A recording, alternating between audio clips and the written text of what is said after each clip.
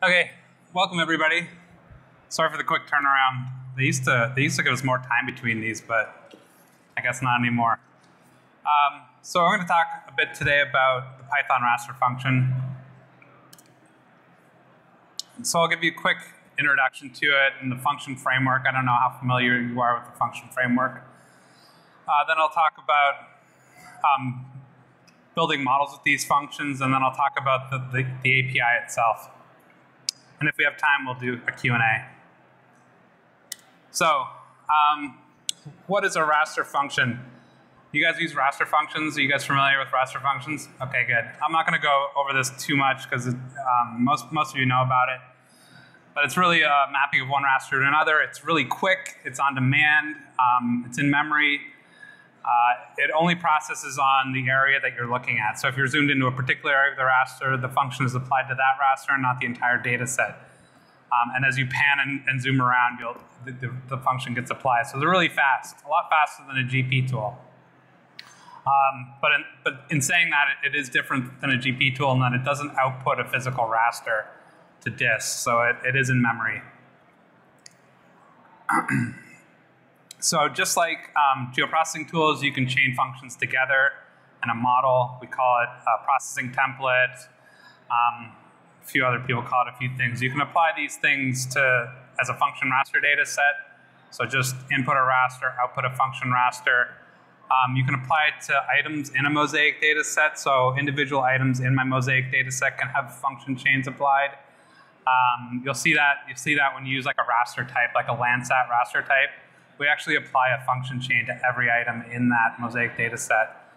You can also apply it on top of the mosaic data set as a whole. So I can add processing templates to mosaic data sets, and end users can flip through these things. And likewise, you can do it with image services, which is essentially just a mosaic data set published to the web. So here is a typical function chain. I don't want you guys to get too confused by this. This is actually what a Landsat item function chain looks like. You don't typically see it when you add it to a mosaic data set, but you can dig in and see what's going on here. So enter the Python raster function. So over time, people were like kind of digging the raster function framework, but they wanted to be able to extend it. We did it at one point in C++. But a lot of people weren't really getting into it because there's a lot of cool things in Python you can do, and the Python world is actually pretty cool.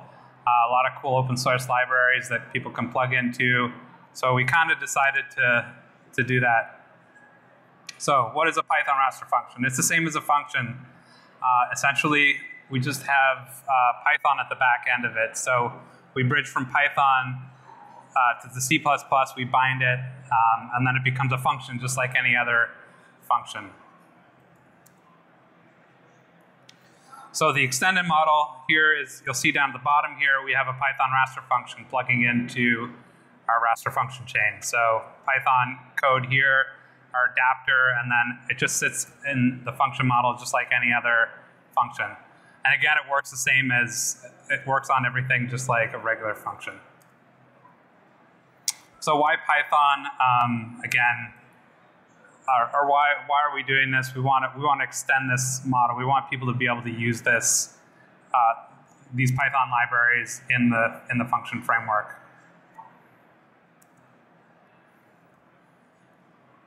And why Python? I already mentioned this, but you know, all these cool libraries like SciPy, NumPy, scikit-image, they're all cool. They do a lot of cool stuff, and we wanted people to be able to plug this into the function framework. So how do I create a Python raster function? So you can do it anywhere in whatever Python IDE you prefer. I'll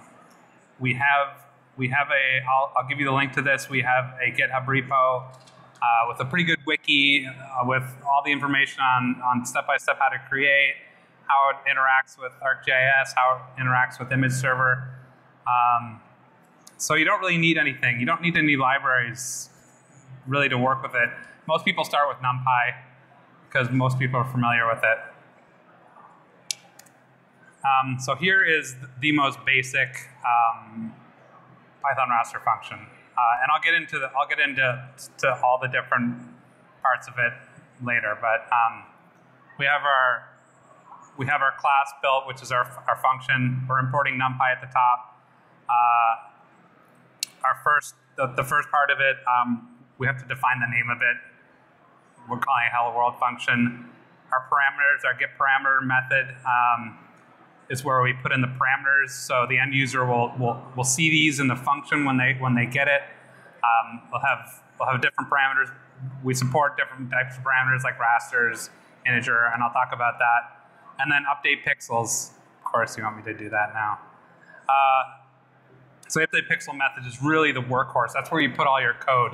That's where you're putting the algorithms that you're going to be developing for processing imagery. And I'll get into these a little. So our init method, again, that's what contains our name. So I should have hello world in here. I have this thing called compound. So this is the name of my function. That's what I put in my init method. You can also give it a description, and this actually doesn't apply. But you can give it a name and description in that init method, and that shows up here in the default raster functions pane. So I'm going to give this to a user who knows nothing about Python. They'll see this. The first thing they'll see when they open the function will be this. The second part is the get parameter info. So this is where you're going to define your parameters. So you saw back there that I forget what the parameter name was, but so you give each parameter a name, and that's what you'll call it further down in the code. Display name is what the user will see, so you can give it a name that makes sense to you, and then the display name here would be slope raster and flow accumulation raster. Description is a description of each parameter. In Pro, if you hover over a parameter in a function, you'll see the description. So you can kind of build in your own help for users. So if they hover over this parameter, they'll know what it's expecting. The data type. So you'll define a data type. These two data types here, you'll see are rasters. The default value, you can have a default value. So if you have a numeric parameter, you can have a default value of 10 or whatever you want. And required versus optional. These required versus optional parameters. So if it's required, you can't kick off this function without it being populated. And optional means you can leave it blank and it'll still run. Get configuration is where you can set paddings and mask. You can inherit properties. So these functions are applied to an input raster. You can inherit properties from that input and have it in the output. You can also invalidate properties. So if you have a 3-band image and going to output a 1-band image, you can invalidate all the properties of it. You might not want the number of bands. You might not want the bit depth. You can reset all that stuff. You can set resampling type. You can extract and composite bands. So if I have a 3-band, I can extract bands from it. So that's a get configuration method. And I'll show you one of these functions when I get done with this. Select rasters. So this method, if you define it, it's not required. It enables the Python raster function to define a subset. So given a stack of rasters, you can actually take, maybe you have a stack of 100 rasters. You can actually, instead of feeding your Python function the stack of 100 rasters and then filtering through Python, you can actually just take a subset. Maybe you want 2 rasters, and you can have that and pass just those 2 rasters to the update pixels method. Update raster info. So this is where you define the output container. Band count, pixel type, no data value, cell size, spatial reference, color map. You can define stats. If you know the stats are always going to be the same. So you'll do this in the update raster info method. And the update pixels. So update pixels, this is the workhorse of the raster function. This is where you're going to call scipy. This is where you're going to call numpy and do all the cool stuff. You're going to have it as an array at this point, right? You have a raster in, it comes in, it's going to be an array of pixel values. And at that point, you can do whatever you want with it. we definitely recommend you don't call a GP tool. Some people are like, hey, can I call a GP tool on this? No, you want to keep it. You want to keep it in the array array world, right? Once you call ArcGIS, then you're processing it like just any other GP tool, and that's a bottleneck. So you want to stick to calling like some SciPy and NumPy libraries and stuff like that. Update key metadata. A lot of you might not use this, but if you're working with, say, Landsat data or any sensor type, you have a bunch of metadata involved with it, and you can actually, through the Python raster function, update the metadata as well, like cloud cover or whatever metadata is associated with your sensors. Is licensed, so you can license these things as well. Not too many people do this. Most people just give people their Python function and have them use it, but you can actually do some licensing in there. All right, so let's look at a basic Python raster function. I'm going to do one on compound topographic index. It's fairly basic. It's not too much more complicated than NDVI. I didn't want to do something crazy complicated because I just want to show you how it works without getting too code heavy. So compound topographic index actually computes wetness given flow accumulation and slope. So I'll go over this pretty quickly. I don't want to get too much into what this is.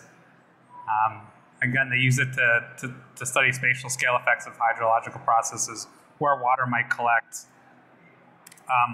Here is the math involved. Pretty basic. I won't go over this too much.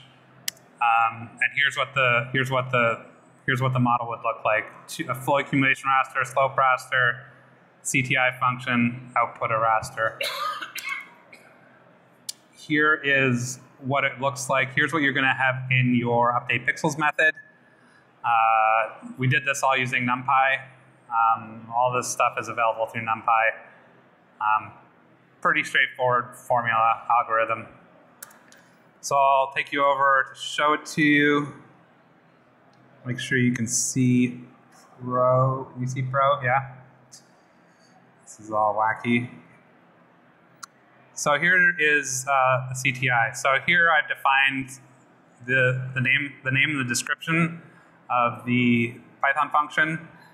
Here is where I'm defining the parameter names. So I have the name of this parameter is slope. It is expecting a raster. Value of none by default. Display name is slope raster. See how I called it slope and then I called my display name slope raster? That's what the end user is going to see, and a quick description. And the second one is flow accumulation. So here's where I'm inheriting properties and invalidating properties. These are numeric values. We go over these. These are actually associated to like pixel type, no data value. You can like inherit or invalidate them. If you look in the Python raster function GitHub repo, we go over all these numbers and what they mean. Here in my update raster info, I'm setting the band count. I know what the statistics are going to be. I can preset those so the user doesn't have to calc stats on it afterwards. I'm resetting the histogram. If you leave like open parentheses, it'll reset the histogram. And then here's update pixels. I'm calling the 2 pixel blocks, and then I'm doing stuff. I'm actually calling the CTI calculation. I have it down here separately, but I'm actually calling this method, this function here. Yeah, and I'm just doing the pixel blocks. So I'm not really doing anything with key metadata. A little bit. I'm changing the data type, but nothing too crazy here because it's just a slope raster. So let's look at how you import one. So I can go to my custom tab. I can actually go here and import a Python raster function. To the end user who doesn't know Python, they just need to point to it. Pretty straightforward. Choose a class name. You can have multiple Python raster functions and have different classes. Most people have one Python function per script, so you don't really have to worry about that. So click OK. It'll open it. and it looks like just a regular function, just like any other function, right? I can input my slope raster, and if I hover over this, you should see a description. So here's my description that I have defined in my script, right? Here's my general tab with the name and the description of it, and then I'll take a flow accumulation raster and create a new layer. So here's my compound topographic indexed raster. You'll see that my min and max are already defined because I defined that in the script. I already defined it by default, so the user doesn't have to go and calc stats. So yeah, that's a basic Python raster function. So let's keep going here.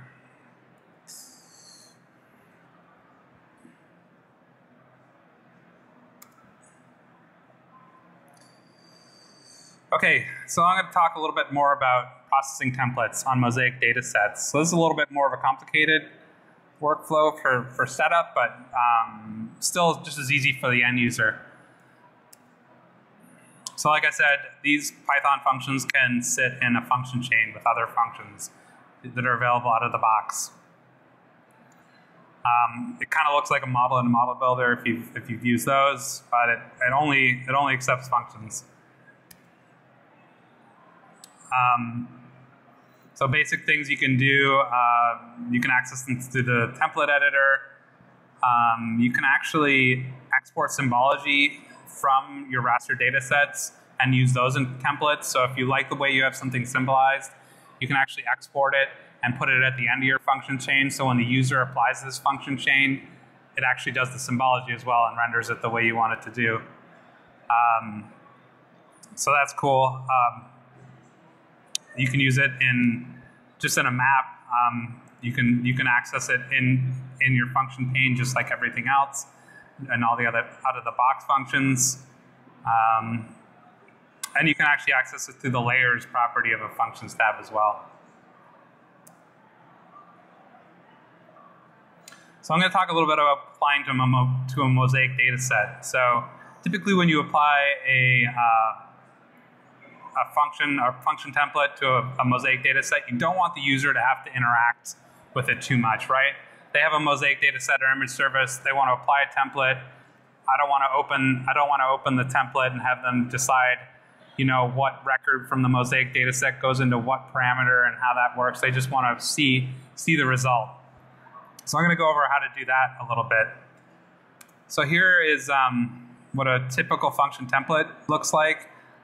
There's a few things in here beyond description and that that are of interest. So this type here, you can set item or group of items. So you can actually apply a template on a Mosaic data set, not just the whole Mosaic data set, but you can take items in a Mosaic data set and put them into the template.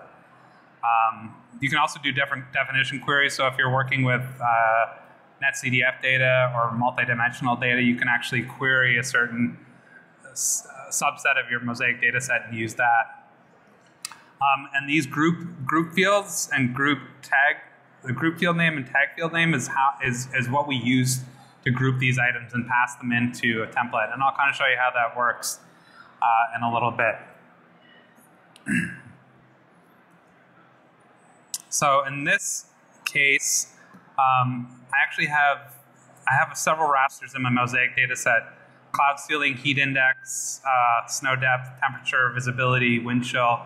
I have a bunch of these things, and I want to actually apply templates that do a suitability analysis for certain military operations. So I have a bunch of rasters in this Mosaic data set, but I just want the end user to be like, okay, I want to find out where the most suitable place is for me to parachute into a particular location. I don't know anything about it. I just want to pick the template and do it. So when I do this, I can set a group name. My group name is going to be the whole group, and then I can use a tag name. So this name field is my tag. So these are the individual rasters in my Mosaic data set. And I'll show you how to do this. And then I'll pass a particular thing into a particular parameter in a template. So I'll show you this when I get to the demo, so it becomes a little more clear. It's a little hard to conceptualize on the slide. So I'm going to do a site suitability analysis. I have a bunch of rasters in a mosaic data set. They're just sitting in there. And I have a particular operation I want to apply. So I want to find out where the best place for air defense is. I have a remap table sitting on disk. So this table just has certain operations and certain to and from values. So between this range and this range is ideal. Between this range and that range is not ideal. And it'll just give me a suitability raster output. So here's the basic function template. I have a bunch of weather rasters going into remap function, and the remap function I wrote in Python, and then I'm going to do cell statistics. So the remap function will output a value, and then we'll just stack those values together, and based on what that value is, we'll decide whether it's ideal for a certain operation or not. So here is my remap function. There's quite a bit going on in here. I'm just doing a bunch of if statements, really. If between this and this value, then good. If between this and that value, not so good. And that's really all that's in the heart of the update pixels method here. I'm not going to go over it because I've already gone over it, but that's basically what it's doing. So I'll show you the quick demo here.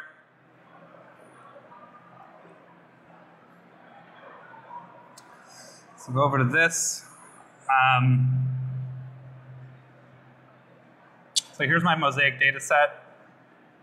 It has a bunch of rasters in it. So I'll show you the rasters, open table.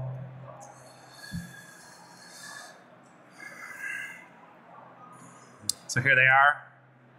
And I want to pass these into templates. So here's my mosaic. Where is my? I'll show you the mosaic data set.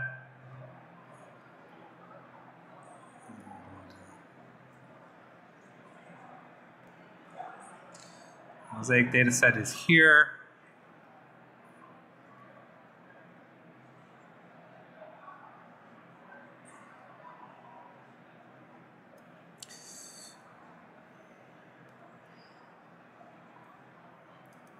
So if you look at the processing templates,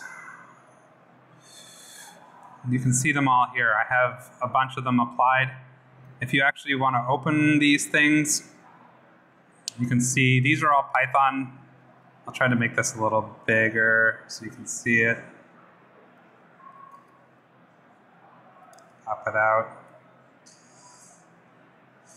These are all Python-backed functions, actually. It's actually calling the zonal threshold table, which is a CSV. I have fields in there that are from and to values, and then the output field name. And if you look at the template itself, I'm doing grouping and tagging. So I have a group as the whole group of rasters, and the name in here are the individual rasters in that. And if you look at the variables here, I'm passing in the visibility raster.